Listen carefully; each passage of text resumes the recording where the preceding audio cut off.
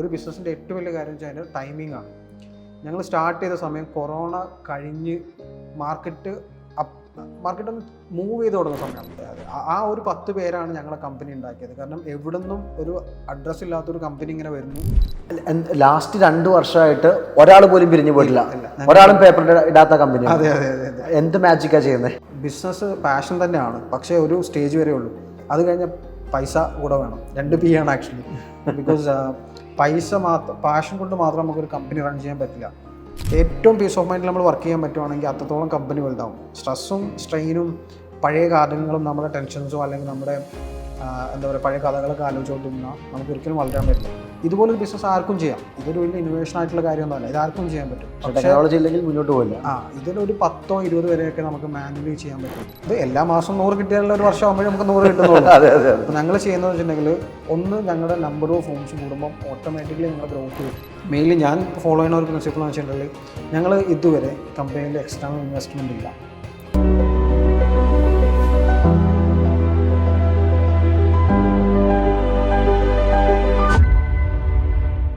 നമസ്കാരം, Rangu K Haridas, co founder spark stories. സ്പാർക്കിൻ്റെ സ്പാർക്കുള്ള മറ്റൊരു എപ്പിസോഡിലേക്ക് ഏവർക്കും സ്വാഗതം. 2022 4 പേർ ചേർന്ന് ഒരു ചെറിയ കമ്പനി തുടങ്ങി. 25 ലക്ഷം രൂപയായിരുന്നു അവരുടെ മൂലധനം. 25 ലക്ഷം രൂപയിൽ നിന്ന് കൃത്യമായ പ്ലാനിങ്ങോടെ അവർ 3 വർഷം മുന്നോട്ട് നടന്ന് 2025 25 ലക്ഷം എന്നുള്ളത് 50 കോടിയായി. അവർ 4 പേരെന്നുള്ളത് ഇന്ന് 300 പേരുടെ വലിയ ടീമായി. സംരംഭക ജീവിതത്തിൽ തന്നെ അവർ വലിയ മാറ്റങ്ങൾ കൊണ്ടുവന്നു. സംരംഭക ലോകത്ത് അപൂർവങ്ങളിൽ അപൂർവമായി മാത്രമാണ് ഇത്ര പ്ലാനിങ്ങോടെ മുന്നോട്ട് പോയ ഒരു കഥ പറയാനുണ്ടാകുക. അത്തരത്തിലൊരു കഥയാണ് ഇന്ന് സ്പാർക്ക് മുന്നോട്ട് വയ്ക്കുന്നത്. സ്പാർക്കിൻ്റെ വേദിയിലേക്ക് സ്വാഗതം ചെയ്യുകയാണ് വിനോദ് ബാലൻ. സ്പാർക്കിലേക്ക് സുസ്വാഗതം. Thank you Rangu. വിനോദ് ബാലൻ്റെ നാട് എവിടെയാണ്? മലപ്പുറത്ത് അരീക്കോട് എന്ന് പറഞ്ഞൊരു സ്ഥലമുണ്ട്. അരീക്കോടിനടുത്ത് കീഴ്പറമ്പുള്ള ചെറിയൊരു ഗ്രാമത്തിലാണ് ഞാൻ ജനിച്ചതും വളർന്നതും പഠിച്ചതെല്ലാം. അതിനുശേഷം ആഫ്റ്റർ ഗ്രാജുവേഷൻ ഇൻഫോസിസിൽ നല്ല ജോലി കിട്ടി. ഇൻഫോസിസിലേക്ക് പോകുന്നു. മൈസൂരിലായിരുന്നു ജോയിനിങ്. അത് കഴിഞ്ഞ് ഞാൻ ജയ്പൂരിലാണ് എൻ്റെ ബാക്കിയുള്ള ജോലി സമയങ്ങളിലെല്ലാം വർക്ക് ചെയ്തിട്ടുണ്ടായിരുന്നത്. ദെൻ ഇൻഫോസിസിൽ നിന്ന് കുറച്ചുകൂടെ IT കമ്പനികളിലേക്ക് പിന്നെയും വർക്ക് ചെയ്തു. നമ്മുടെ ഇൻഫോ പാർക്കിൽ വർക്ക് ചെയ്തു കൊച്ചിയിൽ. അത് കഴിഞ്ഞ് ടെക്നോ പാർക്കിൽ വർക്ക് ചെയ്തു. ഈ അത്യാവശ്യം നല്ല സാലറി കിട്ടി പോയിക്കൊണ്ടിരുന്നൊരു ജോലി തന്നെയായിരുന്നു. ഒരു ക്യാമ്പസ് പ്ലേസ്മെന്റ് ആയതുകൊണ്ട്. അതെ, ഒരു ക്യാമ്പസ് പ്ലേസ്മെന്റ് ആയിരുന്നു എനിക്ക് ഇൻഫോസിലോട്ട് ഉണ്ടായിരുന്നത്. അതുകൊണ്ട് തന്നെ പ്രത്യേകിച്ച് നമുക്കൊരു എന്താ പറയുക സ്ട്രഗിളോ കാര്യങ്ങളോ ഒന്നും ഉണ്ടായിരുന്നില്ല. ജോലിയാണെങ്കിലും അത്യാവശ്യം നല്ല സാലറിയും കാര്യങ്ങളും മേടിച്ച് മുന്നോട്ട് പോകുന്ന സമയത്താണ് നമ്മൾ ഇങ്ങനെ ഒരു ഓൺട്രപ്രണർഷിപ്പ് എന്നുള്ള ഇതിലോട്ട് വരുന്നത്. അതിനുള്ള കാരണം എന്ന് വെച്ചിട്ടുണ്ടെങ്കിൽ ഈ ബേസിക്കലി IT വർക്ക് ചെയ്യുമ്പോൾ നമ്മൾ ഭയങ്കര സ്ട്രെസ്ഡ് ആയിട്ടുള്ള ലൈഫാണ്. ഒരു ശനി ഞായർ മാത്രമാണ് നമുക്ക് അവധി ഉണ്ടാവുക. ഈ അവധി ഉണ്ടാകുന്ന സമയത്ത് നമ്മൾ യാത്ര ചെയ്യും. യാത്രയാണ് ഏറ്റവും കൂടുതൽ നടക്കുന്നത്. ഒരു സ്ട്രെസ് റിലീഫ് എന്ന രീതിയിൽ. ഫാമിലി ആയിട്ടാണോ? നമ്മൾ ഫാമിലിയായിട്ടും ഫ്രണ്ട്സുമായിട്ടും ഒക്കെ പോകാറുണ്ട്. കൂടുതലും ഫ്രണ്ട്സായിട്ട് പോകുന്ന ഒരാളാണ്. അപ്പോൾ നമ്മളിങ്ങനെ പോകുന്ന സമയത്ത് പലപ്പോഴും ഫ്രണ്ട്സ് ഗ്രൂപ്പിൽ ട്രാവൽ ചെയ്യുമ്പം നമുക്കെപ്പോഴും നമ്മുടേതായിട്ടുള്ള ഒരു സ്പേസ് വേണം. റൈറ്റ്, നമ്മളുടെ ഫ്രണ്ട്സ്, നമ്മൾ മാത്രമുള്ള സ്പേസ്, പ്രൈവസി. അതെ, പ്രൈവസിയാണ് മെയിൻ. നമ്മുടെ ഒരു ജാം പാക്ഡ് ആയിട്ടുള്ള ഹോട്ടലിൽ പോയിട്ട് ഒരു റൂമിൽ മാത്രം ഒതുങ്ങാനുള്ള അങ്ങനെ ഒരു മൈൻഡ് സെറ്റ് അല്ല ഞങ്ങളുടെ ഫ്രണ്ട്സിനും ഞങ്ങൾക്കും ഉണ്ടായിരുന്നത്. അപ്പോൾ ഞങ്ങൾ നോക്കുമ്പോൾ ഒരുപാട് പ്രൈവറ്റ് സ്പേസുകൾ അല്ലെങ്കിൽ ചെറിയ ചെറിയ വെക്കേഷൻ ഹോംസ് പല ലൊക്കേഷൻസിലുണ്ട്. ഞങ്ങളെപ്പോഴും അങ്ങനത്തെയാണ് ബുക്ക് ചെയ്യാറ്.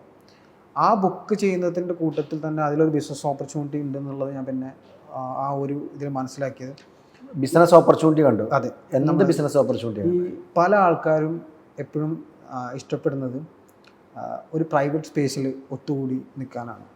നമ്മളെല്ലാവരും കൂടെ കൂടാതെ നമ്മുടെ മാത്രം ആൾക്കാർ നമ്മളവിടെ കുക്ക് ചെയ്യുന്നു, നമ്മളവിടെ ഒരു ക്യാമ്പ് ഫയർ ഒക്കെ ഇട്ട് അതിൻ്റെ ചുറ്റും ഇരുന്ന് നമ്മുടെ പഴയ കഥകളൊക്കെ പറയുന്നു.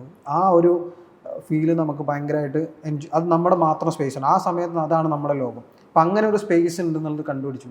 അപ്പോൾ അതൊരു ബിസിനസ് ഓപ്പർച്യൂണിറ്റി ഉണ്ട്. കാരണം ഞങ്ങളെപ്പോലെ ഒരുപാട് പേരുണ്ട്. ഞാൻ ഇപ്പം പല ആൾക്കാരോട് ഇത് ചോദിക്കുമ്പോൾ അവർക്കൊക്കെ അങ്ങനെയാണ് ഇഷ്ടം. പക്ഷെ അവർ റിസോർട്ടിൽ പോയാൽ പെടുന്നത്. അതെ, എല്ലാവരും റിസോർട്ടിലോട്ടൊക്കെയാണ് പോവാം. അപ്പോൾ ഞങ്ങളിങ്ങനെ ഈ പ്രൈവറ്റ് സ്പേസ് കുറേ കണ്ടുപിടിച്ചു ഞങ്ങൾക്കുള്ള ട്രാവലിന് വേണ്ടി. അപ്പോൾ ഇതിലൊരു ബിസിനസ് ഓപ്പർച്യൂണിറ്റി കണ്ടു. അതായത് ഇതിനെല്ലാം പലപ്പോഴും ഇതൊന്നും ഓർഗനൈസ്ഡ് ആയിട്ടുള്ള ഒരു സംഭവമല്ല. ഈ ഹോളിഡേ ഹോംസ് അല്ലെങ്കിൽ വെക്കേഷൻ ഹോംസ് പറഞ്ഞിട്ടുണ്ടെങ്കിൽ ഒരാൾ പണ്ടൊക്കെ നമുക്ക് വീട്ടുകളിൽ ഒരാൾക്ക് ഒരു കാറും ഒരു വീടുമാണ്. കുറേ കഴിഞ്ഞപ്പോൾ അത് 2 കാറും ഒരു വീടും എന്നുള്ള രീതിയിലോട്ട് മാറി. ഇപ്പോൾ ആൾക്കാർ ഒരു വീട്, കാറുകൾ, പ്ലസ് ഒരു വെക്കേഷൻ ഹോമും കൂടെ എവിടെയെങ്കിലും ഇപ്പോൾ മൂന്നാറിലോ വാഗമണിലോ ഒരു അല്ലെങ്കിൽ ഊട്ടിയിലൊക്കെ ഒരു 10 സെൻറ്റ് സ്ഥലം മേടിക്കുന്നു, അല്ലെങ്കിൽ ഒരു ഏക്കർ സ്ഥലം മേടിക്കുന്നു, അതിനകത്ത് ഒരു വീടുണ്ടാക്കുന്നു, എപ്പോഴെങ്കിലും യൂസ് ചെയ്യും, അല്ലെങ്കിൽ ഫ്രണ്ട്സിന് കൊടുക്കും, അങ്ങനെയൊക്കെ. അപ്പോൾ അത് അങ്ങനെ മൂന്നാറിലൊക്കെ 100 കണക്കിന് റൂംസ്, വാഗമണിൽ ഊട്ടിയിലൊക്കെ 100 കണക്കിന് റൂംസ് ശരിക്കും അവിടെ അൺയൂസ്ഡ് ആയിട്ട് കിടക്കുന്നുണ്ട്. പക്ഷേ ഈ സമയത്ത് പലപ്പോഴും നമ്മൾ വീക്കെൻഡിലൊക്കെ റൂം കിട്ടാതെ ബുക്ക് ചെയ്യാൻ പറ്റാതെ ഇരിക്കുന്ന സമയത്തും അവിടെ റൂംസ് ഉണ്ട്. പക്ഷേ നമുക്കറിയില്ല അതെങ്ങനെ ബുക്ക് ചെയ്യണമെന്നല്ല, സ്റ്റാൻഡേർഡൈസ്ഡ് അല്ല, ഓർഗനൈസ്ഡ് അല്ല, സിസ്റ്റംസ് ഇല്ല, അങ്ങനെ ബ്രാൻഡുകളും ഇല്ല. അപ്പോൾ ഞങ്ങൾ ഈ സ്പേസിനെയാണ് ഞങ്ങൾ യൂട്ടിലൈസ് ചെയ്യാൻ വിചാരിച്ചത്. അപ്പോൾ ഞങ്ങൾ ഒരിക്കലും ബിസിനസ്സിന് വേണ്ടി ബിസിനസ് സ്റ്റാർട്ട് ചെയ്ത ആൾക്കാരല്ല, ഫാമിലിയായിട്ട് ബിസിനസ്സുകാരല്ല, മുമ്പ് ബിസിനസ് ചെയ്ത പരിചയങ്ങളില്ല. ആകെയുള്ള പരിചയം ജോലി ചെയ്തുള്ള പരിചയങ്ങൾ മാത്രമാണ്. അപ്പോൾ ജോലി ചെയ്തുള്ള പരിചയം പ്ലസ് നമ്മളെ കസ്റ്റമറിന് ഇങ്ങനെ ഉള്ള കസ്റ്റമേഴ്സും ആവശ്യം. ഇത് നിഷ് മാർക്കറ്റാണ് ആക്ച്വലി. ഇതിൽ ഒരുപാട് ഒരു പ്രശ്നം ഉണ്ടെന്ന് ഐഡന്റിഫൈ ചെയ്തിട്ടില്ല. കസ്റ്റമർക്ക് ആവശ്യമുള്ള പ്രൊഡക്റ്റ് ആണെന്ന് തിരിച്ചറിഞ്ഞു. അതെ, വേറെ പാരമ്പര്യമൊന്നുമില്ല, അത് പിന്നെ തുടങ്ങിയേക്കാന്ന് വിചാരിച്ചു. അങ്ങനെ ഞങ്ങൾ 4 ഫ്രണ്ട്സ് എല്ലാവരും വർക്ക് ചെയ്യുന്ന ആൾക്കാരാണ്. അപ്പോൾ ഞാനും ഞാനാണ് റിസൈൻ ചെയ്ത് സ്റ്റാർട്ട് ചെയ്യുന്നത്. ഞങ്ങളെല്ലാവരും വേറെ കമ്പനിയിൽ വർക്ക് ചെയ്യുന്ന ആൾക്കാരാണ്. ഒരിക്കലും ഒരു IT-ലോ അല്ലെങ്കിൽ ഒരു വർക്ക് ചെയ്യുന്ന ആൾക്കാർക്ക് ഉണ്ടാകുന്ന എല്ലാതരം ലയബിലിറ്റീസും ഞങ്ങൾക്കും ഉണ്ട്. Credit cards, EMIs, car EMI, home loan, ഇതെല്ലാം ഞങ്ങൾക്കും ഉണ്ട്. അപ്പോൾ ഇതിനെ പല ആൾക്കാർക്കും സ്വന്തമായിട്ട് സ്റ്റാർട്ട് ചെയ്യണമെന്ന് ഭയങ്കര ആഗ്രഹം ഉണ്ടാവും. പക്ഷേ പ്രശ്നം ഈ ലയബിലിറ്റീസാണ്. ഈ ലയബിലിറ്റീസ് എങ്ങനെ നമ്മൾ അടച്ച് മുന്നോട്ട് പോകുന്നുള്ളത്. പക്ഷെ നമ്മുടെ കഴിവിൽ നമുക്കുള്ളൊരു വിശ്വാസം ഉണ്ടായിരുന്നു ഇത് ചെയ്യാൻ പറ്റും എന്നുള്ളത്. അങ്ങനെ നമ്മൾ ഒബ്വിയസ്ലി ഞാൻ റിസൈൻ ചെയ്യുമ്പം I was getting around 1 lakh salary ആയിട്ട്. 1 ലക്ഷം രൂപ സാലറി ഉണ്ടായിരുന്നു. സമാധാനപൂർണ്ണമായ ജീവിതമായിരുന്നു. ശനി ഞായർ അവധിയായിരുന്നു. അത്യാവശ്യം കുഴപ്പമില്ലാതെ ജീവിച്ചു പോകുന്ന സമയത്ത് നമ്മൾ പറയില്ല, ചില സമയത്ത് നമ്മളങ്ങ് സ്റ്റാർട്ട് ചെയ്യും. ഇറ്റ്സ് ലൈക്ക് ഞാനും വൈഫായിരുന്നു. വൈഫ് നല്ല സപ്പോർട്ടായിട്ട് എൻ്റെ കൂടെ എപ്പോഴും യെസ് 2015 ഞങ്ങൾ കല്യാണം കഴിഞ്ഞു. ജോലി നല്ല ജോലിയാണ്, ജോലിക്കാരനായ ഭർത്താവിനെ കെട്ടി വീട്ടിലുണ്ട്. അതെ, അപ്പോൾ ഞങ്ങൾ അത്യാവശ്യം കുഴപ്പമില്ല, ഒരു സ്ട്രഗിളൊന്നും ഉണ്ടായിരുന്നില്ല. ബേസിക്കലി ഒരു ഓൺട്രപ്രണർക്ക് ഉണ്ടാകുന്ന ഒരുപാട് സ്ട്രഗിൾസോ കാര്യങ്ങളൊന്നും എനിക്ക് പറയാനില്ല. ഞങ്ങൾ നോർമലി ഒരു സാധാരണക്കാർ ജീവിച്ചു പോകുന്ന പോലെ ജീവിച്ചു പോയി. മേ ബി കണ്ടിന്യൂ അങ്ങനെ തന്നെ ചെയ്യുമായിരിക്കും. പക്ഷേ ഇങ്ങനെ സ്കോപ്പ് ഉണ്ട് മനസ്സിലായപ്പോൾ ഞങ്ങളിങ്ങനെ ഒരു ബിസിനസ് സ്റ്റാർട്ട് ചെയ്താലോ എന്ന് വിചാരിച്ചു. ആൻഡ് കറക്റ്റ് ടൈമായിരുന്നു. അതാണ് ഒരു ബിസിനസ്സിൻ്റെ ഏറ്റവും വലിയ കാര്യം വെച്ചാൽ അതിൻ്റെ ടൈമിംഗ് ആണ്. ഞങ്ങൾ സ്റ്റാർട്ട് ചെയ്ത സമയം കൊറോണ കഴിഞ്ഞ് മാർക്കറ്റ് ഒന്ന് മൂവ് ചെയ്ത് തുടങ്ങുന്ന സമയമാണ്. ഞാൻ എന്ന് പറയില്ല, മാർക്കറ്റ് മൂവ് ചെയ്ത് തുടങ്ങുന്ന സമയമാണ്.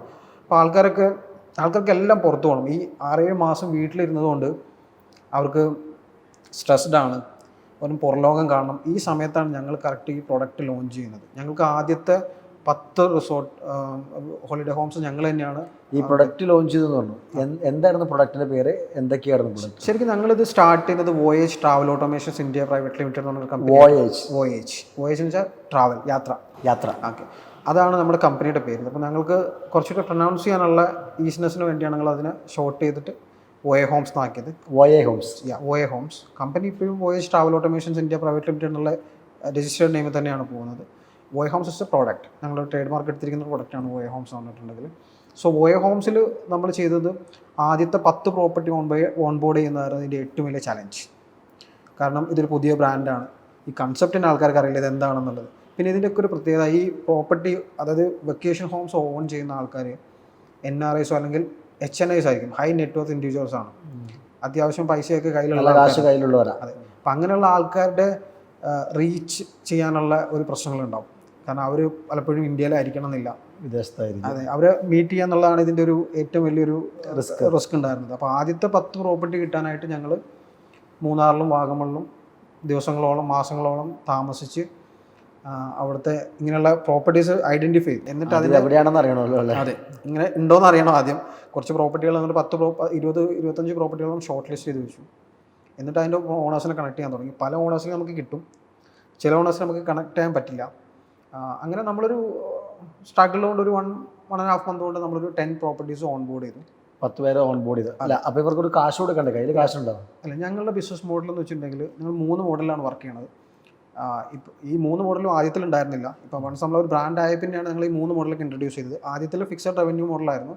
ഒരു മാസം ഇത്ര രൂപ ഞങ്ങൾ അതിൻ്റെ റെൻ്റായിട്ട് തരും. ഇതായിരുന്നു ഞങ്ങൾ സെക്യൂരിറ്റി ഡെപ്പോസിറ്റ് കൊടുക്കാറില്ല. ഞങ്ങളുടെ ഒരു ബിസിനസ് മെത്തേഡ് എന്ന് വെച്ചിട്ടുണ്ടെങ്കിൽ മന്ത്ലി റിട്ടേൺ ആണ് പറയുക. അപ്പം അതുകൊണ്ട് തന്നെയാണ് 10 പ്രോപ്പർട്ടി കിട്ടാൻ ബുദ്ധിമുട്ടുണ്ടായിരുന്നത്. കാരണം ആദ്യം തന്നെ ഞങ്ങളൊരു സെക്യൂരിറ്റി ആയിട്ട് വലിയ എമൗണ്ടൊക്കെ കൊടുക്കണ കുറച്ചുകൂടെ പ്രോപ്പർട്ടികൾ കിട്ടും. പക്ഷേ അത് ഡെഡ് ലൈബിലിറ്റി ആവും. ഞങ്ങൾ 25 lakhs വെച്ച് തുടങ്ങിയൊരു കമ്പനിയിൽ 10 ലക്ഷം ഒരു പ്രോപ്പർട്ടിക്ക് കൊടുക്കുകയാണെങ്കിൽ അങ്ങനെ 10 എടുക്കുമ്പോൾ 1 കോടി രൂപ ഞങ്ങൾ അവിടെ ഡെഡ് എമൗണ്ട് ആയിട്ട് മാറും. അല്ല, 25 ലക്ഷം രൂപ കയ്യിലുണ്ടായിരുന്നു. അതെ, അത് ഞങ്ങളുടെ ഞങ്ങളത് ടെക്ക് എനേബിൾ ചെയ്യാനായിട്ടും കമ്പനി സെറ്റ് ചെയ്യാനായിട്ടും മാർക്കറ്റിങ്ങിന് വേണ്ടി മാറ്റിവെച്ച പൈസയാണ്. അതൊരിക്കലും പ്രോപ്പർട്ടിയുടെ സെക്യൂരിറ്റി ഡെപ്പോസിറ്റ് ആയിട്ട് കൊടുക്കാൻ പറ്റില്ല. അപ്പോൾ അതുകൊണ്ട് ഞങ്ങൾ എന്ത് വെച്ചിട്ടുണ്ടെങ്കിൽ വിത്തൗട്ട് സെക്യൂരിറ്റി ഡെപ്പോസിറ്റ് ഞങ്ങൾ റെന്റ് ചെയ്യും. അതൊരു ട്രസ്റ്റ് ഗെയിമാണ്. അത് നിങ്ങൾ 10 പേര് വിശ്വസിച്ചിട്ട് നിങ്ങൾക്ക് തരുവാണ്. അവരുണ്ടാക്കിയ ഒരു സാധനം നിങ്ങൾക്ക് തരണം. അതെ അതെ, ആ ഒരു 10 പേരാണ് ഞങ്ങളെ കമ്പനി ഉണ്ടാക്കിയത്. കാരണം എവിടുന്നും ഒരു അഡ്രസ്സ് ഇല്ലാത്തൊരു കമ്പനി ഇങ്ങനെ വരുന്നു, സ്റ്റാർട്ട് ചെയ്യുന്നു. അപ്പോൾ ഞങ്ങൾക്ക് കൊല്ലത്തുണ്ടായിരുന്ന ഒരു പ്രോപ്പർട്ടി, മൺട്രോ ഐലൻഡിലാണ് ഞങ്ങൾ സ്റ്റാർട്ട് ചെയ്യുന്നത് ഫസ്റ്റ് പ്രോപ്പർട്ടി ഉണ്ടായിരുന്നത്. അവിടെ സേതു ചേട്ടനുണ്ട്. സേതു ചേട്ടനാണ് എനിക്ക് ആദ്യത്തെ പ്രോപ്പർട്ടി തരുന്നത്. അപ്പം ആളുടെ അടുത്ത് പോയിട്ട് ഈ കാര്യം സംസാരിക്കും. സേതു ചേട്ടൻ ഒരു സാധാരണക്കാരനായതുകൊണ്ട് ആദ്യം ഞങ്ങൾ വിശ്വസിച്ചു, ഞങ്ങൾക്കൊരു പ്രോപ്പർട്ടി തന്നു. അപ്പോൾ ആളുടെ ഒരു ലൈഫ് ടൈമിലെ സമ്പാദ്യം കൊണ്ടാണ് ആ ഒരു വില്ല ആളുണ്ടാക്കിയിട്ടുണ്ടായിരുന്നത്. അപ്പോൾ ഞങ്ങളെ കൺസെപ്റ്റ് പറഞ്ഞപ്പോൾ പുള്ളി ഓക്കെ പയ്യന്മാരാണ്, ചെയ്ത് നോക്കാം, ഒന്നുമില്ലെങ്കിലും ഇപ്പോൾ കൊറോണ കഴിഞ്ഞ സമയമായതുകൊണ്ട് ബിസിനസ് ഒന്നും ഇല്ലാതിരിക്കുന്ന സമയമാണ്, പ്രോപ്പർട്ടി വെറുതെ ഇരിക്കുന്ന സമയം. അപ്പോൾ പുള്ളി പറഞ്ഞു നിങ്ങളെടുത്തു സ്റ്റാർട്ട് ചെയ്യാമെന്ന് പറഞ്ഞു. അങ്ങനെ സ്റ്റാർട്ട് ചെയ്തു. പിന്നെ ഞങ്ങൾക്ക് മൂന്നാറിൽ ബംഗ്ലാവ്സ് കിട്ടി, ടി എസ്റ്റേറ്റ് ബംഗ്ലാവ്സ്. അത് മൂന്നാറിലുള്ള ഈ തേയിലത്തോട്ടത്തിൻ്റെ നടുവിലൊക്കെ കാണുന്ന നല്ല ബ്യൂട്ടിഫുൾ ആയിട്ടുള്ള ബംഗ്ലാവ്സ് ഞങ്ങൾ ഓപ്പറേറ്റ് ചെയ്യുന്നുണ്ട്. അപ്പോൾ അത് ആദ്യത്തെ 10 പ്രോപ്പർട്ടീസിൽ വരുന്നതാണ് അതെല്ലാം. അപ്പോൾ പിന്നെ ഞങ്ങൾക്ക് ഒരിക്കലും പ്രോപ്പർട്ടി കിട്ടാനുള്ള സ്ട്രഗിൾസ് ഉണ്ടായിട്ടില്ല. ബിക്കോസ് ഈ 10 നന്നായിട്ട് ചെയ്തപ്പോൾ അവരുടെ ഫ്രണ്ട്സ് നമ്മൾ റെഫർ ചെയ്തു. പിന്നെ റെഫറൻസിലാണ് പോയത്. ഒരു മേ ബി ഒരു അബൌട്ട് 50 പ്രോപ്പർട്ടി വരെ നമ്മൾ ഫ്രണ്ട്സും റിലേറ്റീവ്സും ഷെയർ ചെയ്തിട്ടും പിന്നെ ഞങ്ങൾ കോൾ ചെയ്യും, ആൾക്കാരെ വിളിക്കും, ഞങ്ങൾക്ക് തരുമോ ചോദിച്ചുകൊണ്ടിരിക്കും. അതെന്തായാലും ചെയ്യണം. അത് നമ്മൾ ബിസിനസ് ആകുമ്പോൾ എപ്പോഴും നമ്മൾ അതിൻ്റെ സ്ട്രഗിൾ ഉണ്ടാവുമല്ലോ. അത് ഞങ്ങൾ ചെയ്യുന്നുണ്ട് പാരലലി. അങ്ങനെ ഒരു 50 പ്രോപ്പർട്ടിയോളം അങ്ങനെ തന്നെ വന്നതാണ്. അതിനുശേഷം ഇപ്പം നമുക്കൊരു ടീമുണ്ട്, സപ്ലൈ ടീമുണ്ട്. അവരാണ് പല ലൊക്കേഷൻസിലോട്ടും ട്രാവൽ ചെയ്തിട്ട് പ്രോപ്പർട്ടീസ്, വെക്കേഷൻ ഹോംസ് അവർ ഓൺ ബോർഡ് ചെയ്ത് എടുത്ത് ഇപ്പോൾ ഒരു ബിസിനസ് മോഡലായിട്ട് സ്ട്രാറ്റജിക്കലി നമ്മൾ മൂവ് ചെയ്യുന്നു ആസ് എ കമ്പനി. അതുവരെ നമ്മളെല്ലാവരും കൂടെ നോക്കിയിട്ട് തന്നെ ചെയ്തുകൊണ്ടിരുന്നത്. നിങ്ങൾ 4 പേരും കൂടെ യാത്ര ചെയ്ത് കുറച്ച് ദിവസം അവിടെ നടക്കും, ഒരു സന്തോഷത്തോടുകൂടി 4 പ്രോപ്പർട്ടി കാണും. ഭയങ്കര സുഖമുള്ളൊരു ജോലിയായിരുന്നു. ഇത് ഇപ്പോഴും ഞങ്ങൾ ജോലി തന്നെയാണ് വിചാരിക്കുന്നത്. ഞങ്ങൾ മുമ്പും ചെയ്ത ജോലിയാണ്. ഇപ്പോൾ ഇൻഫോസിസിൽ വർക്ക് ചെയ്യുമ്പോഴും ഇൻഫോ പാർക്കിൽ വർക്ക് ചെയ്യുമ്പോഴും ജോലിയാണ്. ഇപ്പോഴും ഞങ്ങൾക്ക് ജോലി തന്നെയാണ്. ഞങ്ങൾ സാലറി ആയിട്ട് എടുക്കുന്നില്ല, പകരം ഞങ്ങളിതിൻ്റെ ഇൻസെൻറ്റീവ്സാണ് ഞങ്ങൾക്കൊക്കെ ഉള്ളത്. എത്ര കമ്പനി എത്രത്തോളം പ്രോഫിറ്റ് ഉണ്ടാക്കുന്നോ മാത്രമാണ് ഞങ്ങൾക്ക് മുന്നോട്ട് പോവുകയാണ്. അപ്പോൾ ഈ ആദ്യത്തെ സമയത്ത് ആരൊക്കെയായിരുന്നു? ഒരുപാട് സ്റ്റാഫൊക്കെ ആയിട്ടാണ് തുടങ്ങിയത്. 25 ലക്ഷം രൂപ കയ്യിലുണ്ട്. ടെക്നോളജി ഇംപ്ലിമെൻറ്റ് ചെയ്യാൻ നമുക്കൊരു വെബ്സൈറ്റും കാര്യങ്ങളും എല്ലാ കാര്യങ്ങളും വേണം, ചെറിയൊരു സ്പേസ് വേണം. അപ്പോൾ അത് കഴിഞ്ഞിട്ട് എത്ര സ്റ്റാഫുമായിട്ടാണ് തുടങ്ങിയത്? ആദ്യത്തെ സ്റ്റാഫിങ് ഞങ്ങൾ തന്നെയായിരുന്നു, ഞാൻ തന്നെയായിരുന്നു. ഞാനും വൈഫും ആയിരുന്നു ഞങ്ങൾ തുടങ്ങിയിട്ടുണ്ട്. കസ്റ്റമർ കോൾ അറ്റൻഡ് ചെയ്തുകൊണ്ടിരുന്നത് നമ്മൾ തന്നെയാണ്. പിന്നെ നമ്മൾ 2 പേരെ പുതിയ ആൾക്കാരെ എടുത്തു. പിന്നെ ഞാൻ പറയുന്ന ഒരു സംഭവമുണ്ട്, ഇത് ഫസ്റ്റ് 10 സ്റ്റാഫ്. ആദ്യത്തെ ഒരു 10 പേരാണ് കമ്പനീനെ ഡിഫൈൻ ചെയ്യണത് ശരിക്കും. ഈതർ ഫസ്റ്റ് 10 സ്റ്റാഫിൽ either make it or break it എന്ന് പറയാം. Either make it or break it. എന്തെങ്കിലും നന്നാക്കും അല്ലെങ്കിൽ നശിപ്പിക്കും. ഇതിൽ ഏതെങ്കിലും ഒരെണ്ണം നടക്കും എന്തായാലും. അപ്പോൾ ഓൾറെഡി ഞങ്ങൾ ഇത്രയും വർക്ക് ചെയ്ത എക്സ്പീരിയൻസ് ഉള്ള ആൾക്കാരായതുകൊണ്ട് കുറേയൊക്കെ നമ്മൾക്ക് മാനേജ് ചെയ്യാൻ പറ്റും. അപ്പോൾ എന്നാലും എനിക്ക് കുറച്ച് അനുഭവങ്ങൾ ഉണ്ടായിട്ടുണ്ടായിരുന്നു. സ്റ്റാഫിങ്ങിൽ ഇഷ്യൂസ് ഉണ്ടായിരുന്നു ആദ്യത്തെ 10. കുറച്ച് റെസിഗ്നേഷൻസും ആൻഡ് അങ്ങനെയുള്ള കുറേ പ്രശ്നങ്ങൾ എല്ലാ കമ്പനിയിലും ഉണ്ടാകുന്ന തരത്തിലുള്ള എല്ലാ പ്രശ്നങ്ങളും ഞങ്ങളുടെ കമ്പനിയിലും ഉണ്ടായിരുന്നു ആദ്യത്തെ ആ ഒരു 10 സ്റ്റാഫിനകത്ത്. ഉണ്ടായിട്ടുണ്ടായിരുന്നു. അപ്പോൾ എന്ത് ചെയ്തു അവർ? ഞങ്ങളുടെ ഇത്രയും വർഷത്തെ എക്സ്പീരിയൻസ്, വർക്ക് ചെയ്തിട്ടുള്ള എക്സ്പീരിയൻസ് ഞങ്ങൾ യൂസ് ചെയ്തു. അങ്ങനെയുള്ളൊരു ടീമിനെ ഞങ്ങൾ റീപ്ലേസ് ചെയ്തു ഫസ്റ്റ് തിങ്. എന്നിട്ട് ഞങ്ങൾ ഒരു നല്ല ഗ്രൂപ്പ് ഓഫ് ആൾക്കാരെ ഹയർ ചെയ്തു. അതിൽ ഞങ്ങളുടെ മിസ്റ്റേക്ക് ഉണ്ട്, ഒരിക്കലും അതെല്ലാം ആ എംപ്ലോയീസ് മോശമായതുകൊണ്ടാണെന്നല്ല. ഞങ്ങൾ IT നിന്ന് വന്ന ഹോസ്പിറ്റാലിറ്റിക്ക് എത്തിയപ്പോഴുള്ള ഷിഫ്റ്റ് ഞങ്ങൾ മനസ്സിലാക്കണം. അതിൻ്റെ രണ്ട് സെഗ്മെൻറ്റ് ബിസിനസ്സാണ്.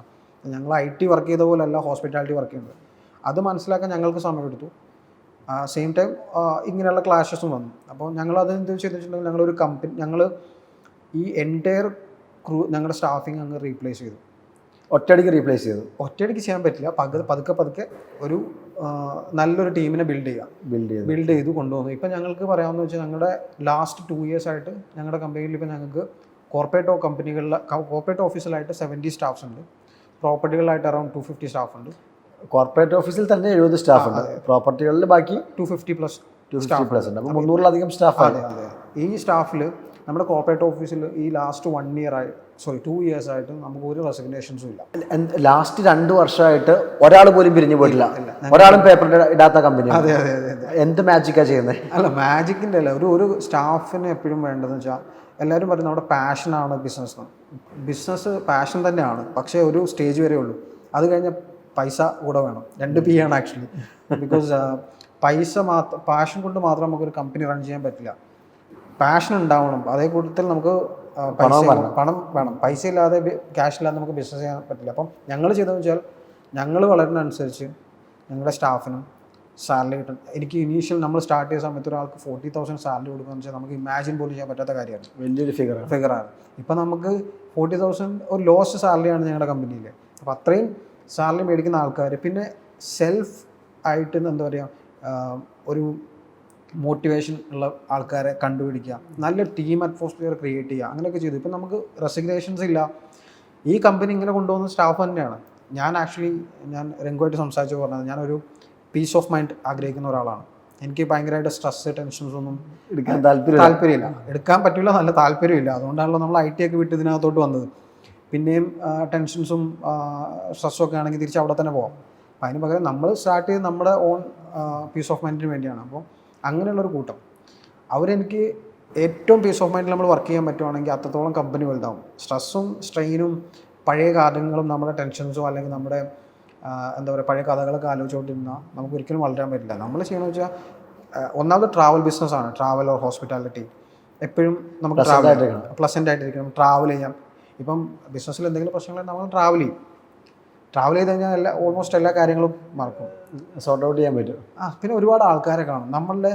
നമ്മളൊന്നും ലൈഫിൽ പ്രശ്നങ്ങൾ ഫേസ് ചെയ്യുന്നില്ല എന്ന് നമുക്ക് മനസ്സിലാവും. നമ്മൾ പല ആൾക്കാരെയും കാണും, പല ആൾക്കാരായിട്ട് സംസാരിക്കും. IT യിൽ സമയത്ത് എനിക്കിതൊന്നും നമ്മൾ കുറച്ച് ആൾക്കാരെ മാത്രമല്ലേ കാണുന്നുള്ളൂ. ഇതാകുമ്പോൾ ഒരുപാട് ആൾക്കാരെ കാണാൻ പറ്റും. ആൾക്കാരെ കാണുമ്പോൾ നമുക്ക് നമ്മുടെ ലൈഫ് എത്രത്തോളം നമ്മൾ ഭാഗ്യമുള്ള ആൾക്കാരെ നമുക്ക് മനസ്സിലാവും. പിന്നെ നമ്മൾ സങ്കടപ്പെടേണ്ട കാര്യമില്ല.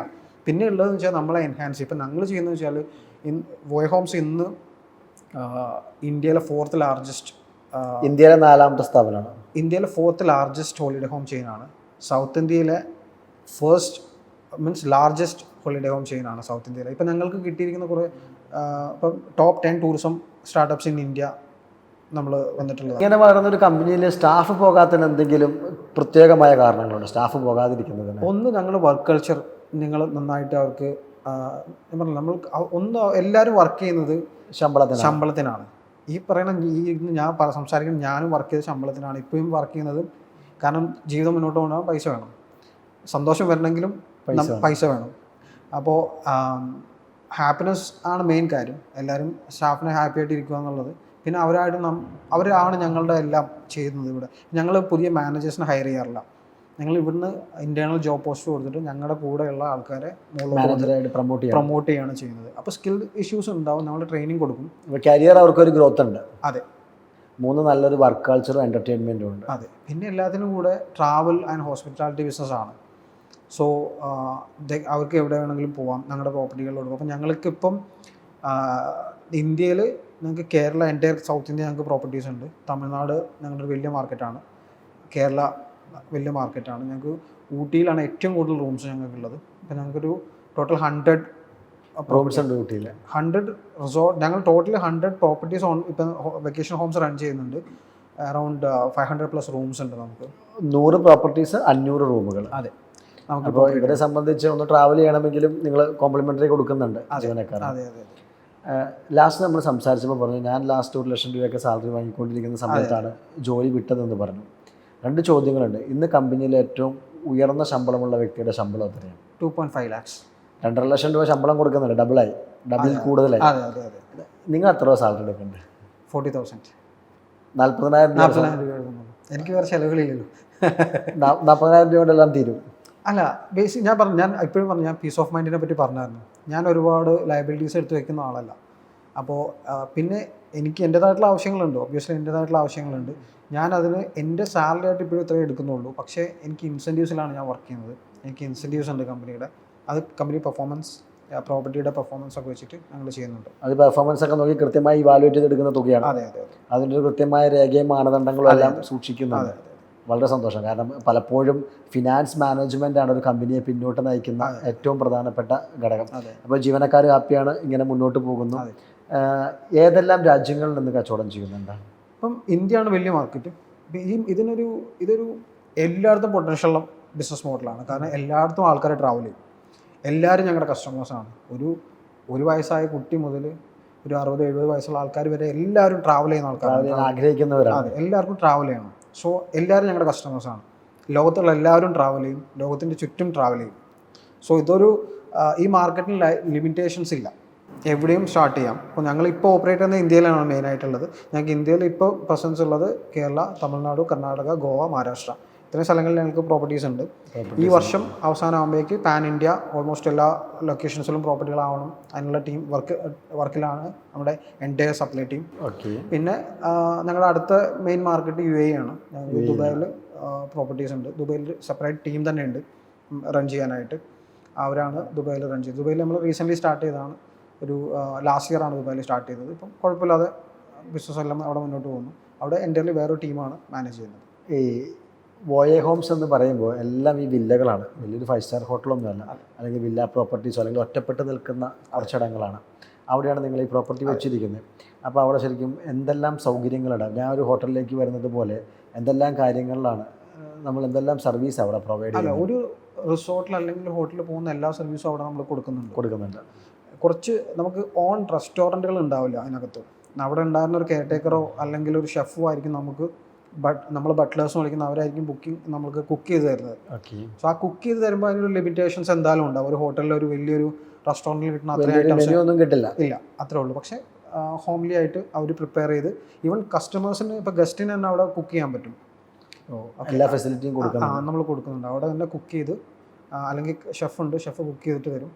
പിന്നെ പ്രൈവസിയാണ് മെയിൻ നമ്മൾ പറയാം നമ്മുടെ. പിന്നെ സേഫ്റ്റി, കാരണം ഞങ്ങൾ ഓൺ ബോർഡ് ചെയ്യുന്ന എല്ലാ വെക്കേഷൻ ഹോംസിനും സർട്ടൻ ക്വാളിറ്റി സ്റ്റാൻഡേർഡ്സ് നമ്മൾ എൻഷുർ ചെയ്യുന്നുണ്ട്.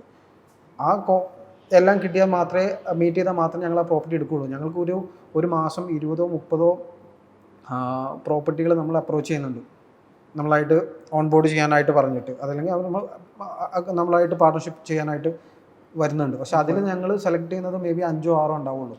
എന്താ നമ്മുടെ മോഡൽ എങ്ങനെയാണ് തിരഞ്ഞെടുക്കുന്നത്? ഞങ്ങൾക്ക് ആദ്യം നോക്കുന്നത് ആ പ്രോപ്പർട്ടിയുടെ എക്സ്ക്ലൂസിവിറ്റിയാണ്. അതായത് വെച്ചാൽ പ്രൈവസി ഉണ്ടോ എന്നുള്ളത് ആദ്യം നോക്കുന്നത്. അതെ, പ്രൈവസിയാണ്. അത് കഴിഞ്ഞിട്ട് ഈ സെർട്ടൺ ചെക്ക് പോയിൻറ്റ്സ് ഉണ്ട് നമ്മുടെ, അതായത് ക്ലീൻനെസ്, പ്രോപ്പർട്ടിയുടെ ലൊക്കേഷൻ, ആക്സസിബിലിറ്റി, അങ്ങനെയുള്ള കുറേ ഞങ്ങളുടെ ഒരു ചെക്ക് ലിസ്റ്റ് ഉണ്ട്. ആ ചെക്ക് ലിസ്റ്റിൽ മിനിമം 80 വന്നാൽ മാത്രമേ ഞങ്ങൾ ആ പ്രോപ്പർട്ടി ഓൺ ബോർഡ് ചെയ്യാറുള്ളൂ. അതെ, അത് സെപ്പറേറ്റ് ടീമുണ്ട്. അപ്പോൾ അവർ തന്നെ നോക്കി ഒരു പ്ലാൻ ചെയ്ത് 80 അബവ് വരുന്ന പ്രോപ്പർട്ടീസാണ് എടുക്കുള്ളൂ.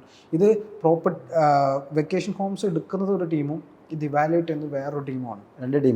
രണ്ട് ഡിപ്പാർട്ട്മെൻറ്റ്സ് ആണ് കമ്പനിയിലെ നോക്കുന്നത്. ഞങ്ങളുടെ ബിസിനസ് മോഡൽ ഒരു 3 രീതിയിലാണ് വർക്ക് ചെയ്യുന്നത്. ഒന്ന് ഫ്രാഞ്ചൈസി മോഡൽ. ആ ഫ്രാഞ്ചൈസി മോഡലിൽ ഞങ്ങൾ ഒരു വെക്കേഷൻ ഹോമിൻ്റെ റിസർവേഷൻസ് ആൻഡ് മാർക്കറ്റിംഗ് എക്സ്ക്ലൂസീവ്ലി ഞങ്ങൾ തന്നെയായിരിക്കും മാർക്കറ്റ് ചെയ്യുന്നത് ഫ്രാഞ്ചൈസി മോഡലിൽ. നെക്സ്റ്റ് SOB എന്ന് ഞങ്ങൾ പറയും. SOB എന്ന് വെച്ചാൽ സെൽഫ് ഓപ്പറേറ്റഡ് ബിസിനസ് യൂണിറ്റ്സ്. ഞങ്ങൾ തന്നെയായിരിക്കും അവിടുത്തെ ഓപ്പറേഷൻസും ചെയ്യുന്നത്. എല്ലാം നിങ്ങളായിരിക്കും ചെയ്യുന്നത്. സ്റ്റാഫിംഗ് എല്ലാം നമ്മുടെ ആയിരിക്കും ഉണ്ടാവും. ബട്ട്ലേഴ്സും കെയർ ടേക്കേഴ്സും മാനേജേഴ്സും എല്ലാം നമ്മുടെ ആയിരിക്കും. പിന്നെ ലീസ് മോഡൽ, അത് നോർമലി എല്ലാവർക്കും പരിചയമുള്ള മോഡലാണ്. ഒരു സെക്യൂരിറ്റി ഡെപ്പോസിറ്റ് പോലെ ഒരു എമൗണ്ട് കൊടുത്ത്, അത് വളരെ റെയർ ആയിട്ടാണ് എടുക്കാറ്. അത് അത്രയും പൊട്ടൻഷ്യലുള്ള പ്രോപ്പർട്ടി നമുക്ക് തോന്നണം അതെടുക്കണം. ഈ 2 മോഡലാണ് ബിസിനസ്. ഞങ്ങൾ മെയിൻലി ഫ്രാഞ്ചൈസിയാണ്, പിന്നെ ബിസിനസ് സെൽഫ് ഓപ്പറേറ്റിംഗ് മെത്തേഡും ആണ്. 2 കാര്യങ്ങളാണ് പ്രധാനമായിട്ടും നിങ്ങൾ ചെയ്യുന്നത്. ഒന്ന്, വെറുതെ അടഞ്ഞു കിടക്കുന്ന വീടുകൾക്ക് ഒരു വരുമാനം ഉണ്ടാകുന്നു. 2, പ്രൈവസിയോടുകൂടി പോകാൻ പറ്റിയ നല്ല ഇടങ്ങൾ സൃഷ്ടിക്കുന്നു. ഈ 2 കാര്യങ്ങളിലൂടെയാണ് വളർന്നത്. കാര്യമായ അപ്സും ഡൗൺസും ഒന്നുമില്ല. ഒരു കൃത്യമായ പ്ലാനിങ്ങോടെ ഉയർച്ചയിലേക്ക് പോയ ഒരു സ്ഥാപനമാണ്. ഇന്ന് ഈ സ്ഥാപനത്തിൻ്റെ ടോട്ടൽ വളർച്ച എവിടെ എത്തി നിൽക്കുന്നു എന്ന് പറയാൻ പറ്റുമോ? നമ്മൾ സ്റ്റാഫിങ്ങിന് റിലേറ്റഡ് ആയിട്ട് പറയുകയാണെങ്കിൽ നമ്മൾ നേരത്തെ പറഞ്ഞ പോലെ 70 സ്റ്റാഫ്സാണ് നമുക്ക് കോർപ്പറേറ്റ് ഓഫീസിലുള്ളത്. 250 എംപ്ലോയീസ് അക്രോസ് നമ്മുടെ പ്രോപ്പർട്ടീസിൽ വരുന്നത്. ഓക്കെ, നമുക്ക് 100+ പ്രോപ്പർട്ടീസായി, 500 റൂംസായി. കമ്പനി ഞാൻ പറഞ്ഞ ഞങ്ങൾ 100% ഗ്രോത്താണ്. 100% എല്ലാ വർഷവും ഗ്രോത്ത് ഉണ്ട്. എല്ലാ മാസവും ആണ് ഞങ്ങൾ. എല്ലാ മാസവും, അതായത് എല്ലാ മാസവും 100 കിട്ടിയാലുള്ള ഒരു വർഷം ആകുമ്പോഴേ നമുക്ക് 100 കിട്ടുന്നുള്ളൂ. അപ്പോൾ ഞങ്ങൾ ചെയ്യുന്നത് വെച്ചിട്ടുണ്ടെങ്കിൽ ഒന്ന് ഞങ്ങളുടെ നമ്പർ ഓഫ് റൂംസ് കൂടുമ്പം ഓട്ടോമാറ്റിക്കലി ഞങ്ങളുടെ ഗ്രോത്ത് വരും. തീർച്ചയായിട്ടും. നമ്പർ ഓഫ് ഇൻവെൻട്രീസ് കൂടുകയാണ് ഞങ്ങളുടെ കയ്യിലിരിക്കുന്നത്. അതിൻ്റെ കൂട്ടത്തിൽ കസ്റ്റമേഴ്സിൻ്റെ അക്വസിഷൻ, ഇതാണ് മെയിൻ ഇത്. ഞങ്ങൾക്ക് സോഷ്യൽ മീഡിയ യൂസ് ചെയ്യുന്നുണ്ട്, ഒരുപാട് ട്രാവൽ ഇൻഫ്ലുവൻസേഴ്സ് നമുക്ക് വേണ്ടി വ്ളോഗ്സും കാര്യങ്ങളും ചെയ്യുന്നുണ്ട്. ഗൂഗിൾ, പിന്നെ ടെക്കാണ് ഞങ്ങളുടെ മെയിനായിട്ട് യൂസ് ചെയ്യുന്നത്. ഞങ്ങൾക്ക് make my trip, Booking.com, Airbnb ഇങ്ങനെയുള്ള പ്ലാറ്റ്ഫോമുകൾ ത്രൂ ബുക്കിംഗ് ഞങ്ങൾ എടുക്കും. പിന്നെ ഞങ്ങളുടെ വെബ്സൈറ്റ് ത്രൂ ഞങ്ങൾ ബുക്കിംഗ് എടുക്കും. സോ ഈ ആൾക്കാർ പെട്ടെന്ന് ഈ കമ്പനി കാണുമ്പോൾ ഇത് Airbnb പോലൊരു കമ്പനിയാണോ എന്ന് വിചാരിക്കും. ഇത് Airbnb കമ്പനി അല്ല. Airbnb is an aggregation model. അവരൊക്കെ ഞങ്ങൾക്ക് ബിസിനസ് ചെയ്യുന്ന ആൾക്കാരാണ്. Airbnb ഞങ്ങൾക്ക് ബുക്കിംഗ് തരും, മേക്ക് മൈ ട്രിപ്പ് ബുക്കിംഗ് തരും, Booking.com ബുക്കിംഗ് തരും, Agoda ബുക്കിംഗ് തരും, പിന്നെ ഞങ്ങളുടെ വെബ്സൈറ്റ് ത്രൂ ഞങ്ങൾക്ക് ബുക്കിംഗ് തരും. ഇതിനെല്ലാം കൂടെ ക്ലബ് ചെയ്തിട്ടുള്ള ഒരു ബിസിനസ് മോഡലാണ് ഞങ്ങൾ മുന്നോട്ട് വയ്ക്കുന്നത്. അതെ. അപ്പോൾ നമ്മളിപ്പം ഇതിനെല്ലാം കൂടെ ഒരു 100% ഗ്രോത്തിലാണ് ഇപ്പം പോകുന്നത്. നിങ്ങളുടെ ടെക്നോളജി ഭയങ്കര നല്ലതാണ്. കാരണം ചെക്ക് ഇൻ പ്രൊസീജിയർ വരെ ചെല്ലുന്നതിന് മുമ്പ് ചെയ്യുന്ന ഒരു പ്രൊസീജിയർ. ഫുഡ് ഓർഡർ ചെയ്യാനുള്ളത് എല്ലാം, അതായത് ഒരു ഗസ്റ്റ് എത്തുന്നതിന് മുമ്പ് അവരുടെ ഫുഡ് പ്രിഫറൻസസ് നമുക്ക് നമ്മുടെ ടെക് യൂസ് ചെയ്തിട്ട് അവർക്ക് ഓർഡർ ചെയ്യാൻ പറ്റും. ചെക്ക് ഇൻ ഓൺലൈനാണ്. പിന്നെ പ്രത്യേകിച്ച് കാരണം ഈ ചെക്ക് ഇൻ ഓൺലൈൻ ആക്കാനുള്ള മെയിൻ കാരണം ഇനീഷ്യലി കൊറോണ സമയത്ത് ഈ പേപ്പേഴ്സ് മിനിമം ടച്ച്, അതായത് ഹ്യൂമൻ ടച്ച് മാക്സിമം ഒഴിവാക്കാൻ വേണ്ടി ചെയ്ത് തുടങ്ങിയ ഒരു ടെക്നോളജി നമ്മൾ യൂസ് ചെയ്തത്. പിന്നെ ഞങ്ങളെല്ലാവരും ടെക്നിക്കൽ ബാക്ക്ഗ്രൗണ്ടിൽ നിന്ന് വന്നതുകൊണ്ട് ഞങ്ങൾക്ക് ഇഷ്ടം ടെക്നിക്കലി അപ്സ്കിൽ ചെയ്ത് അല്ലെങ്കിൽ ഇപ്പോൾ കമ്പനീനെ ഇൻറ്റഗ്രേറ്റ് ചെയ്യാനാണ്. അല്ലാതെ ഒരു മാനുവലി ഇത് ഒരു ട്രഡീഷണൽ വേയിൽ നമ്മൾ ചെയ്യുന്നില്ല, ഒരു കാര്യം അവിടെ ചെയ്യുന്നില്ല. ഞാൻ മനസ്സിലാക്കിയിടത്തോളം നിങ്ങളുടെ കമ്പനിയുടെ ഏറ്റവും വലിയ വിജയം ടെക്നോളജിയെ സംരംഭത്തിലേക്ക് കൃത്യമായി ഉപയോഗിച്ചു എന്നുള്ളതാണ്.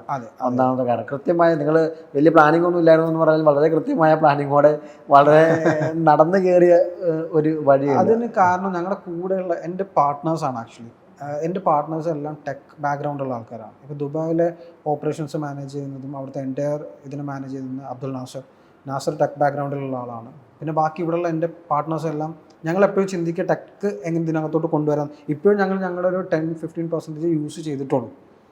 ഞങ്ങൾക്ക് ഇനി ഇതിനകത്ത് ഒരുപാട് ടെക്നോളജി യൂസ് ചെയ്യാതെ സ്കെയിൽ ചെയ്യാൻ പറ്റില്ല. ഇതുപോലൊരു ബിസിനസ് ആർക്കും ചെയ്യാം. ഇതൊരു വലിയ ഇന്നോവേഷൻ ആയിട്ടുള്ള കാര്യമൊന്നുമല്ല, ഇത് ആർക്കും ചെയ്യാൻ പറ്റും. ടെക്നോളജി ഇല്ലെങ്കിൽ മുന്നോട്ട് പോകില്ല. ഇതിലൊരു 10-20 വരെയൊക്കെ നമുക്ക് മാനുവലി ചെയ്യാൻ പറ്റുള്ളൂ. അതിനപ്പുറത്തോട്ട് ചെയ്യണമെന്നുണ്ടെങ്കിൽ ടെക്നോളജിനകത്തോട്ട് യൂസ് ചെയ്യാൻ പറ്റണം. ഞങ്ങളിപ്പോൾ AI യൂസ് ചെയ്യുന്നുണ്ട്. ChatGPT AI യൂസ് ചെയ്തിട്ടാണ് നമ്മുടെ സോഫ്റ്റ്വെയർസിൻ്റെയും നമ്മുടെ കസ്റ്റമർ കമ്മ്യൂണിക്കേഷൻസും എല്ലാം നടക്കുന്നത്. ഇതുപോലെ തന്നെ എന്നോട് വിനോദ് പറഞ്ഞു പീസ് ഓഫ് മൈൻഡ്, അതായത് ഒരു സമാധാന പ്രിയനാണ് വിനോദ്. അതിനുവേണ്ടി വിനോദ് ജീവിതത്തിൽ കുറച്ച് പ്രിൻസിപ്പിൾസ് എന്നോട് പറഞ്ഞിരുന്നു. എനിക്ക് ഭയങ്കര ഇൻട്രസ്റ്റിംഗ് ആയിട്ട് തോന്നി. അത് പ്രേക്ഷകരോട് കൂടി വേണ്ടി ഒന്ന് പറയാമോ? ഒരിക്കലും സ്ട്രെസ് എടുത്ത് ലൈഫ് മുന്നോട്ട് കൊണ്ടുപോകുന്ന ഒരാളെ, ഇത് എൻ്റെ പേഴ്സണൽ ഒപ്പീനിയനാണ് കേട്ടോ. എല്ലാ ബിസിനസ്സുകാരനും ഇങ്ങനെ ആവണമെന്നില്ല. ഞാൻ ഇപ്പോഴും പറഞ്ഞു ഞാൻ ബിസിനസ്സുകാരനല്ല, ഞാനൊരു ജോലിക്കാരനാണ്. ഇത് ബിസിനസ് എന്ന് ആൾക്കാർ വിളിക്കുമായിരിക്കും. ഞാനിപ്പോഴും എൻ്റെ ജോലി ഞാൻ സന്തോഷത്തോടെ ജോലി ചെയ്തു. ഞാൻ സന്തോഷത്തോടെ ചെയ്യുന്ന ഒരു ജോലി, എൻ്റെ ഇഷ്ടത്തിന് എനിക്ക് ഉള്ള സമയത്ത് എൻ്റെ സമയത്തിന് യൂസ് ചെയ്യാം. ആ ഡിഫറൻസ് മാത്രം. ഞാൻ വേറെ സ്ഥലത്ത് ജോലി ചെയ്യണതും ഈ ജോലി ചെയ്യുന്നത് തമ്മിൽ ഡിഫറൻസ് ഒന്നുമില്ല. ആകെയുള്ളത് അവിടെ കറക്റ്റ് ടൈമിന് പോകണം. ഇവിടെ എനിക്ക് കുറച്ചുകൂടെ ഫ്ലെക്സിബിലിറ്റി ഉണ്ട് വർക്ക് ചെയ്യുന്നതിന്, അത്രേ ഉള്ളൂ. അതിൽ പീസ് ഓഫ് മൈൻഡ് ഭയങ്കര ഇമ്പോർട്ടൻ്റ് ആണ്. പീസ് ഓഫ് മൈൻഡിൻ്റെ ഇമ്പോർട്ടൻസ് എന്ന് വെച്ചിട്ടുണ്ടെങ്കിൽ നമ്മൾ ബിസിനസ് ചെയ്യുമ്പോൾ സ്ട്രെസ്ഡ് ആയിട്ട് ജീവിച്ച് കഴിഞ്ഞാൽ നമുക്കൊന്നും കോൺസെൻട്രേറ്റ് ചെയ്യാൻ പറ്റില്ല. മെയിൻലി പീസ് ഓഫ് മൈൻഡ് വേണമെങ്കിൽ ഒന്ന് ബിസിനസ് സ്മൂത്തായിട്ട് നടക്കണം. ബിസിനസ് സ്മൂത്തായിട്ട് നടക്കണമെങ്കിൽ നമ്മൾ നന്നായിട്ട് വർക്ക് ചെയ്യണം. നമ്മൾ വർക്ക് ചെയ്യണമെങ്കിൽ നമുക്ക് പീസ് ഓഫ് മൈൻഡ് വേണം. അപ്പോൾ പീസ് ഓഫ് മൈൻഡിന് വേണ്ടി എന്താ പറയുക, നമുക്ക് മൈൻഡ് ഹാപ്പി ആണെങ്കിൽ നമുക്ക് എന്തായാലും ബിസിനസ് ചെയ്യാൻ പറ്റും, എന്തും ചെയ്യാൻ പറ്റും. മൈൻഡ് ഹാപ്പി ആണെങ്കിൽ നിങ്ങളതല്ല കടം വാങ്ങില്ല. മെയിൻലി ഞാൻ ഫോളോ ചെയ്യുന്ന ഒരു പ്രിൻസിപ്പിൾ എന്ന് വെച്ചിട്ടുണ്ടെങ്കിൽ ഞങ്ങൾ ഇതുവരെ കമ്പനിയിൽ എക്സ്റ്റേണൽ ഇൻവെസ്റ്റ്മെൻറ്റ് ഇല്ല, പുറമേ ഇൻവെസ്റ്റ്മെൻറ്റ് എടുക്കില്ല. ഞങ്ങൾക്ക് എല്ലാവരും സ്റ്റാർട്ടപ്പ് എന്ന് പറയുമ്പോഴേക്ക് പുറത്തുനിന്ന് ഒരു സ്റ്റാർട്ടപ്പിനെ ഇവാലുവേറ്റ് ചെയ്യണത് എത്ര ഇൻവെസ്റ്റ്മെൻറ്റ് എടുത്തതെന്നനുസരിച്ചാണ് ഇവാലുവേറ്റ് ചെയ്യുന്നത്. ഞങ്ങൾ ഒന്നുമില്ലാതെ, ഒരു ഇൻവെസ്റ്റ്മെൻറ്റും ഇല്ലാതെ 70 സ്റ്റാഫും ഇത്രയും ടേൺ ഓവറും കമ്പനിക്ക് കൊണ്ടുപോകുന്നത് ഒരിക്കലും നമ്മൾ എക്സ്റ്റേണൽ ഇൻവെസ്റ്റ്മെൻറ്റ് എടുത്തിട്ടല്ല. അതിനകത്ത് എക്സ്റ്റേണൽ ഇൻവെസ്റ്റ്മെൻറ്റ് ഇല്ല. പേഴ്സണലി ഞങ്ങളാരും, എൻ്റെ പാർട്ട്നേഴ്സാണ് ഞങ്ങളാണെങ്കിലും, ഞങ്ങൾ കടം മേടിച്ചിട്ടില്ല. കടം മേടിക്കില്ല. ഇല്ല. കടം കൊടുക്കാറുമില്ല. കൊടുക്കൂല. ഇല്ല. കമ്പനികൾ ഇൻവെസ്റ്റ് ചെയ്യാറില്ല. വേറെ കമ്പനികളോട് ഇൻവെസ്റ്റ് ചെയ്യാറില്ല. കൺസൾട്ടിങ് ചെയ്യാറില്ല. ഞങ്ങൾ അതെ നോർമലി അങ്ങനെയാണല്ലോ. ബിസിനസ്സുകാരനായ പിന്നെ കൺസൾട്ടിങ് വരും, ഇൻവെസ്റ്റ്മെൻറ്റ്സോ വരും. അപ്പം ഞങ്ങൾക്ക് അങ്ങനെ ഒന്നുമില്ല. ഞങ്ങൾ ഇത് മാത്രം, ഞങ്ങളുടെ പീസ് ഓഫ് മൈൻഡ്, ഞങ്ങൾ ഇത് ചെയ്യുന്നു, ഇതിൽ മുന്നോട്ട് പോകുന്നു. ഒറ്റ ലക്ഷ്യമേ ഉള്ളൂ, ഇത് വളർത്തുക എന്നുള്ള ലക്ഷ്യം മാത്രമേ ഉള്ളൂ.